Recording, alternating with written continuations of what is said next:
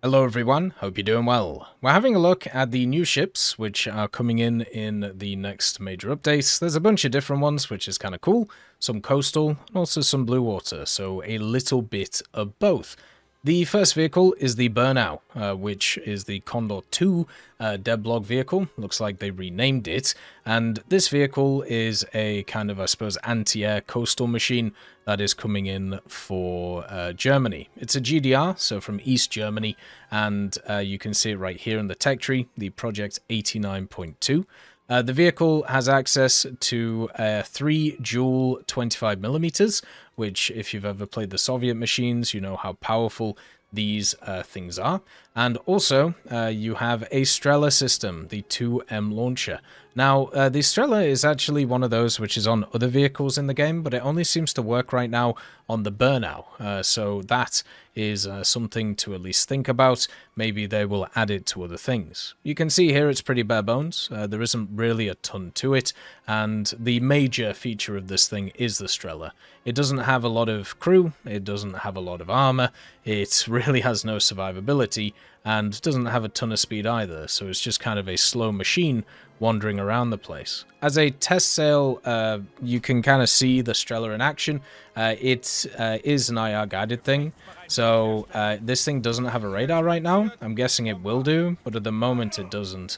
And because it's a IR guided missile, you're going to have to wait until the vehicle gets super close, if it's a propeller aircraft, to be able to lock onto it. So yeah, you can see even with this, it's just really struggling to even find a lock, and even if it finds a lock, it's going to be hard to hit the vehicle because of the heat signature. So yeah, it's going to struggle. And also after the first one, it seems like there's a problem with the actual, you know, the lock itself, and it just kind of disappears. But this vehicle has the 25s. It'll be able to screw up pretty much anything which is PT boat wise or anything similar to that, and create some air defense if it actually works properly. Right now it doesn't, so hopefully in the future it does. The next vehicle we'll have a look at is for the Soviets. It's the MPK PR11451, and before I actually show you this, we just had a look at the PR1241P because we were testing if its Strela works, and it actually has access to a new thing. Look at this. So this is basically the rocket launchers, and it tells you exactly where they're going to go. So you can now accurately fire the rockets at things and just donk on things as they come around. So yeah, this seems to be a new setup, and it's going to be so easy to be accurate with these things. It's just nuts how much it goes, and you can even see it auto-corrects for you.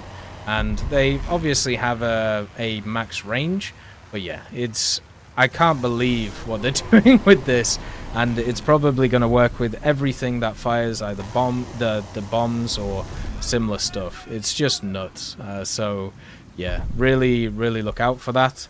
This is in realistic, so this isn't just an arcade thing. And once again, auto adjusts, and you can kind of fire them in. Obviously, velocity matters quite a lot with these things, but the fact it shows you the trail and the fact it shows you where they're going to drop, it's going to make it so much easier to actually hit stuff. So yeah, look out for that. It's going to be completely nuts at the end of the day. But anyway, the MPK PR11451. This vehicle is on the right-hand side of the tech tree after the 12412, which I'm pretty sure used to be like over here somewhere, but now it's over here.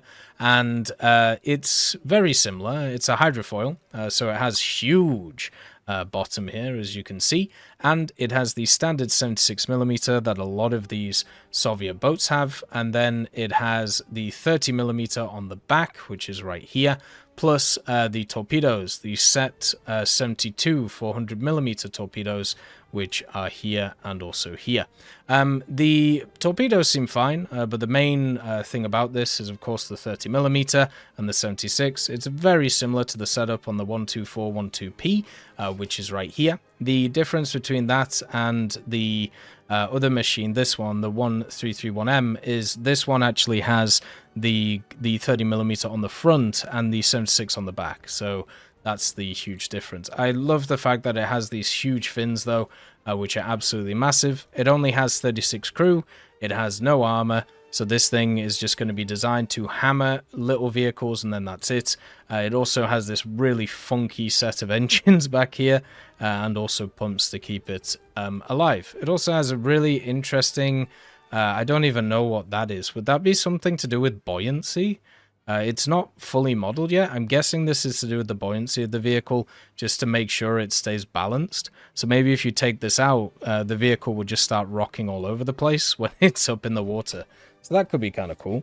The other stuff, once again, the set torpedoes are 8 kilometers. It does get HEVT on the 76, and the 30mm will be good for destroying PT boats and also air at the same time. It does have a tracking radar and a search radar, so both of those will be useful too.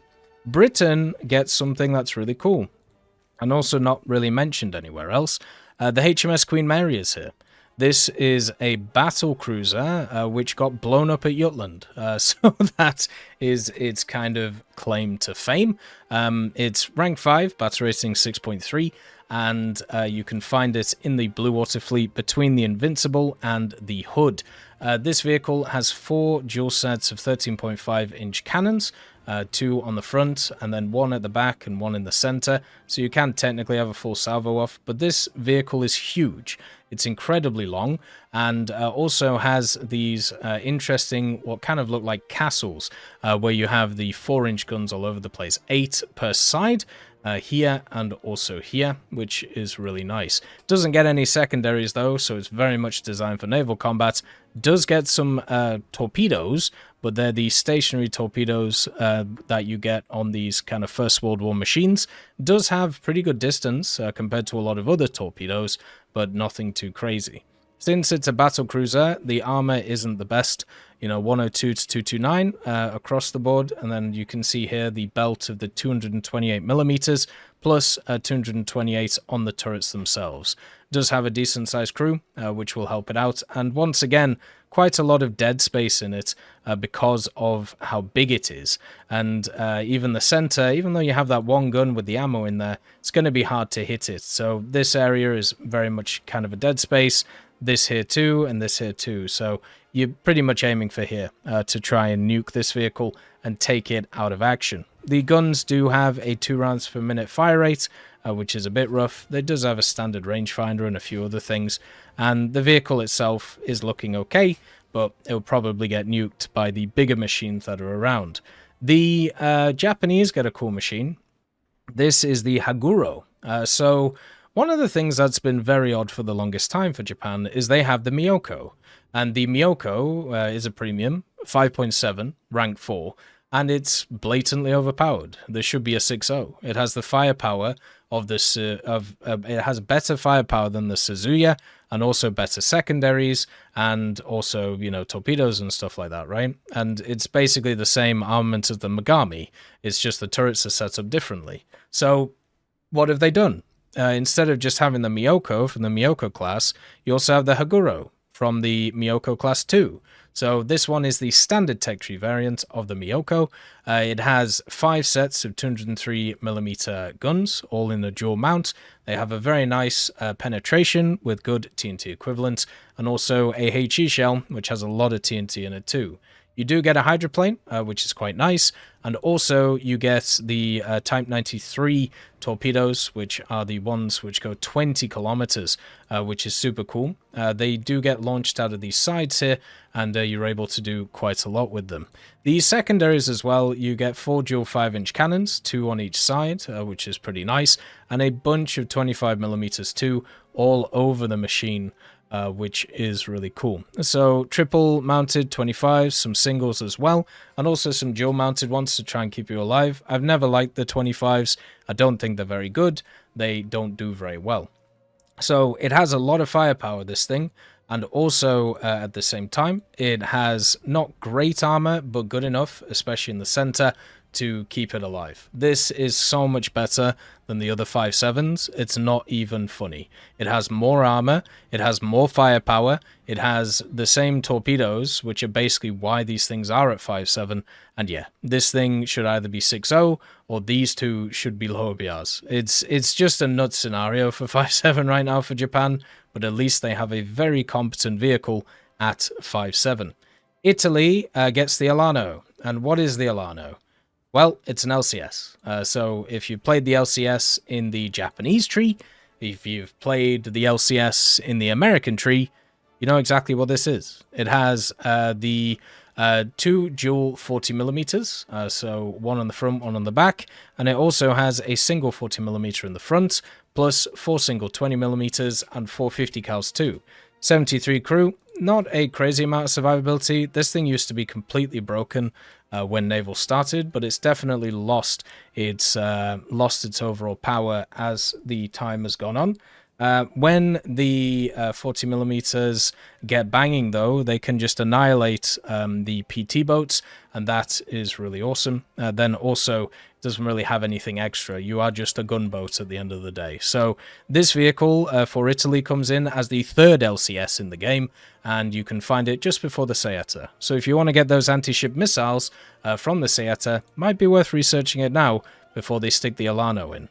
Then, for France, there are two new machines. First of all, we have a premium, which is super surprising. This is the Tornado, or the Tornado. It is a Bourrasque class from 1939, and that means it gets these wonderful 130mm guns. I really like the main cannons on France. The 130s and also the 138s are great.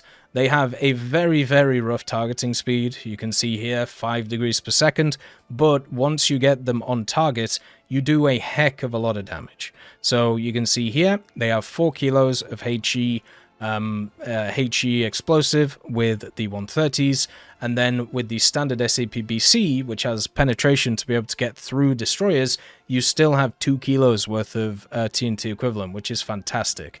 This thing also has torpedoes. It has the DTs, which are the same ones you'll find on every single French machine, since they are pretty much the standard one.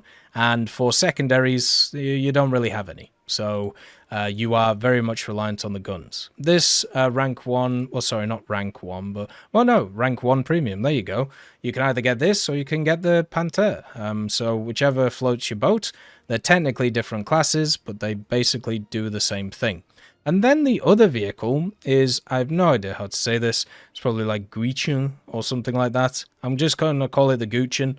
The Guichin is a rank 2 battle rating 4.3 vehicle. This one is weird. It's obviously from Italy. It's some kind of either war prize or something they sold post-World War II, and it just has a super odd armament.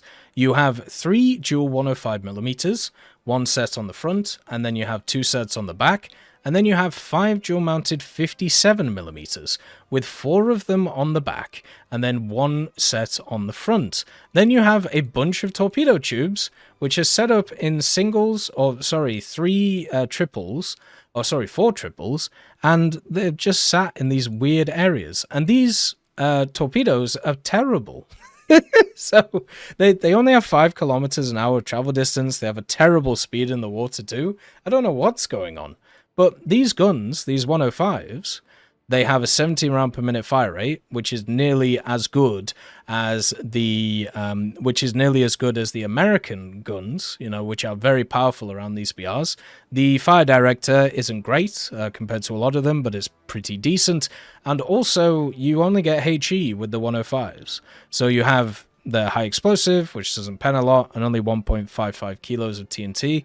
But then you also have the HETF, which will probably help against planes and other things. The 57s only have HE. So you're just going to spam smaller boats with it and also spam planes with it, but no VT, which kind of sucks. The problem with this machine is you can't actually use the secondaries along with the primaries. It won't let you.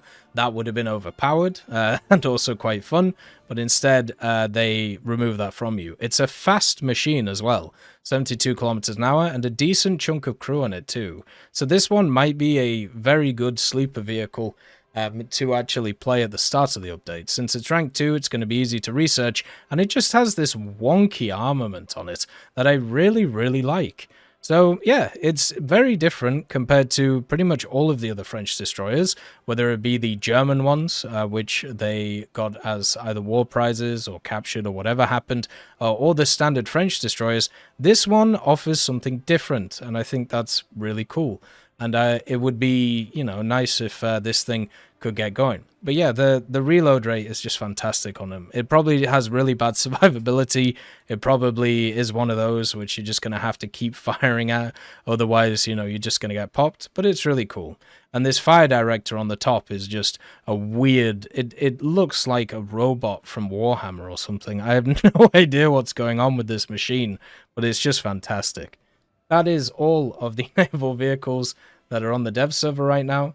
As always, I hope you have a wonderful day, and I'll see you next time. I'd just like to thank GMG Smiley, CD Beans, Chieftain Mike, EMN3 Galaxy, Tulio Pontecorvo, Brendan Quinn, Carrion Crow, Gus Irenicus, Pyman, Wartinder, Teddy, Daniel Stanton, Martinez, B. Young, Ozzy Panzer, Alan Hacker, Liam Shear, Opium Prime, Lafouche, Sem, Aslan, Uncle Bean, and Derek R. for supporting the channel.